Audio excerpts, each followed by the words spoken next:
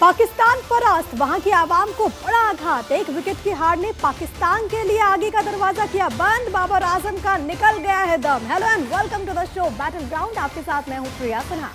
पाकिस्तान की हार पर फूट फूट कर रो रही है वहां की जनता। बाबर के लिए कैसे बड़ी मुश्किल खड़ी हो गई है, क्या है वहां पूरा सूरत हाल आपको दिखाएंगे। बात होगी कल के महामुकाबले की, क्योंकि भारत कैसे अंग्रेजों को देगा पटकन, इस पर हम चर्चा करने वाले हैं। मैन इन ब्लू क्या कल सेमीफाइनल का टिकट कटा लेगी, विस्तार से इस पर भी चर्चा होगी। कल के मैच पर बात होगी, लेकिन उससे पहले वर्ल्ड कप में आज के जो 2 मुकाबले हैं उस पर हम बात करेंगे। सबसे बड़ी बात है कि आज विश्व कप का 27वां मैच है। न्यूजीलैंड और 5 बार की चैंपियन ऑस्ट्रेलिया के बीच ये मुकाबला हो रहा है। धर्मशाला में वर्ल्ड कप का ये 27वां मैच चल रहा है। धर्मशाला के खूबसूरत ग्राउंड पर दोनों टीमों के बीच टक्कर देखने को मिल रही है। टॉस हारकर पहले बल्लेबाजी करने उतरी कंगारू टीम धुआंधार बल्लेबाजी कर रही है। दोनों ओपनर ने कीवी गेंदबाजों को जमकर धो दिया और जो ओपनिंग हुई है, क्या शानदार ओपनिंग हुई है। तो क्या कीवी और कंगारू के बीच इस महामुकाबले में क्या और भी इंटरेस्टिंग वैसी तस्वीरें सामने आएगी, क्योंकि इस वक्त जो शुरुआत हुई है वो कमाल की हुई है। फैंस इस वक्त टीवी के सामने बैठे हुए हैं, मुकाबला देख रहे हैं, लेकिन पल पल का अपडेट भारत 24 आप तक पहुंचा रहा है। आज डेविड वार्नर के साथ ट्रेविस हेड ने ओपनिंग की और अपने बल्ले का कमाल दिखाया। बेहतरीन शतक जड़ा है। हेड ने 59 गेंद में 164 रन के स्ट्राइक रेट से शतक बना दिया। हेड ने 67 गेंदों में 109 रन बनाए हैं, जिसमें 10 चौके शामिल हैं, 7 छक्के उसमें हैं। हेड को जो आज के मैच में मौका मिला उसका उन्होंने भरपूर फायदा उठाया। डेविड वार्नर की हम बात करें तो 65 गेंदों में 81 रनों की ताबड़तोड़ पारी उन्होंने खेली है। डेविड वार्नर ने जो पारी खेली उसमें 5 चौके और 6 छक्के शामिल है। पहले विकेट के लिए वार्नर और हेड ने 175 रन की बड़ी साझेदारी की है और मुकाबला अभी चल रहा है। ऑस्ट्रेलिया को यहाँ पर किस तरीके से जो तमाम जो प्लेयर्स हैं वो परफॉर्म कर रहे हैं वो हम देख रहे हैं, और जो बड़ी ओपनिंग है वो यहाँ पर इन दोनों ही शानदार बल्लेबाजों ने दी है। और ऐसे में अब कैसे कीवी टीम उसका मुकाबला करती है वो देखना होगा, क्योंकि न्यूजीलैंड के जो गेंदबाज हैं वो भी पूरी तरीके से तैयार हैं। ऑस्ट्रेलिया को झटका दिया है न्यूजीलैंड के पार्ट टाइम गेंदबाज ग्लेन फिलिप्स ने। फिलिप्स इस मैच में अब तक 3 विकेट ले चुके हैं। डेविड वार्नर वर्सेस न्यूजीलैंड, और ये जो आंकड़ा है वो आपकी टीवी स्क्रीन पर है, क्योंकि शानदार शुरुआत यहाँ पर दोनों ही टीम यहाँ पर करती हुई, और जिस तरीके से डेविड वार्नर और साथ ही साथ हेड की तरफ से ओपनिंग साझेदारी की एक बड़े स्कोर के लिए वो चैलेंजिंग हो सकता है। धर्मशाला बहुत खूबसूरत वेन्यू है और यहाँ पर जो मैच खेला जा रहा है वो बहुत इंटरेस्टिंग, क्योंकि दोनों ही टीमें पूरी तरीके से तैयार, और अगर हम बात करें तो पहले से ही यहाँ पर फॉर्म में नज़र आ रही है ऑस्ट्रेलियन टीम। और अगर कीवियों की बात करें तो गेंदबाजी के लिहाज से भी, हालांकि हम देखते हैं तो इंडिया के खिलाफ ज़रूर न्यूजीलैंड अपने मैच को हार गई थी, लेकिन उसके बाद भी न्यूजीलैंड के जो गेंदबाज हैं वो पूरी तरीके से आक्रामक हैं, पूरी तरीके से तैयार हैं। अब देखना होगा कि कैसा परिणाम निकलकर सामने आता है। इसी में हम चर्चा करते हैं। कुछ खास मेहमान मेरे साथ मौजूद हैं। परिचय करवा दूं, इस वक्त हमारे साथ मौजूद हैं चंद्रशेखर लूथरा, स्पोर्ट्स जर्नलिस्ट। आपका सर स्वागत है। और लूथरा सर, क्या लग रहा है आपको, क्योंकि जो शुरुआत हुई है कंगारू टीम की वो तो जाहिर है कि कीवियों के छक्के छुड़ा सकती है।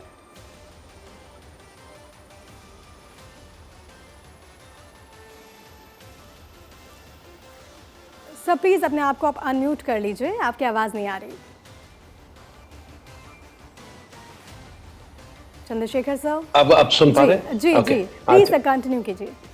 अच्छा, मैंने कहा ऐसी शुरुआत तो बहुत कम मिलती है, खासकर जब आपको मनपसंद आपकी बॉलिंग मिली हो, आपको चेज करने का टारगेट आपको देखना हो, और खासकर जब बाद में ड्यू होगी उस टाइम पे ऑस्ट्रेलिया को बॉलिंग करनी हो, तो ऐसे में आपको और आप कहते हैं ना कि और क्या मांगोगे।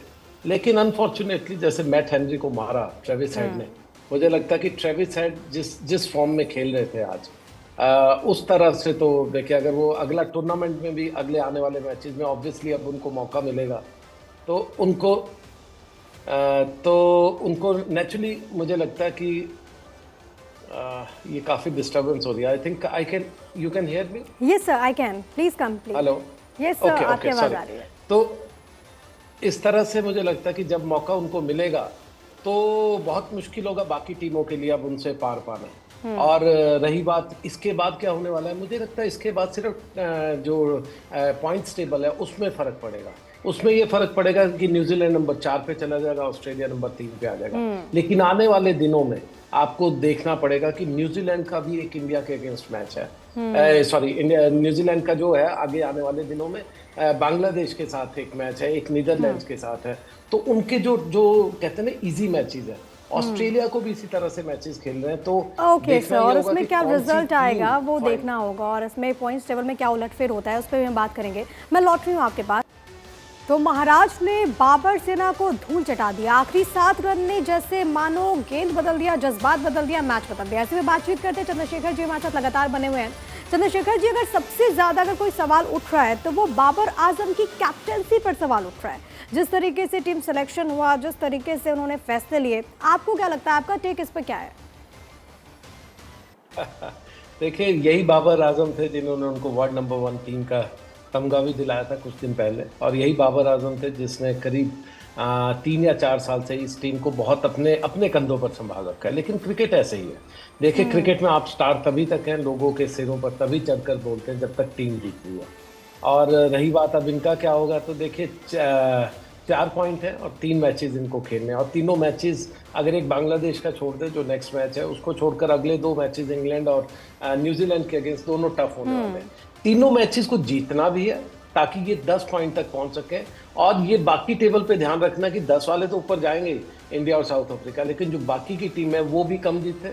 और इनकी जो रन रेट है अभी माइनस में है, उसको प्लस में भी करीब करीब 2 प्लस में लाना पड़ेगा। लेकिन अभी फॉर्म को देखकर के लेकिन क्रिकेट में इतना आसान नहीं लग रहा। मैं लौट रही हूँ आपके पास, लेकिन कल के महामुकाबले की बात करना जरूरी है। बात कल कर लेते हैं कल के महामुकाबले की।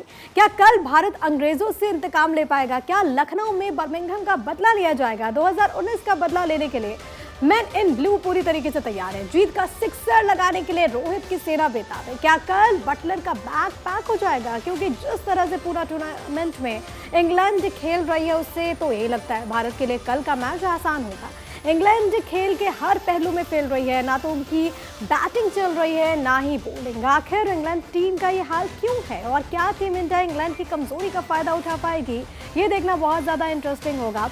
हमारे साथ चंद्रशेखर जी लगातार बने हुए हैं। सर, आपको क्या लगता है 2019 का बदला लिया जाएगा? देखिए, इंग्लैंड की हालत पाकिस्तान से भी बदतर है, और पिछले चैंपियन है, बहुत अच्छी टीम है, ऐसा कुछ नहीं है कि कोई गड़बड़ हो, लेकिन एज ए यूनिट नहीं खेल पाई है। तो जब कहते हैं ना कि जब मेरे तो कपड़े फट गए हैं, मुझे तो किसी और के फाड़ने, अगर उस हालात में देखें तो कल का मैच बहुत खतरनाक होगा।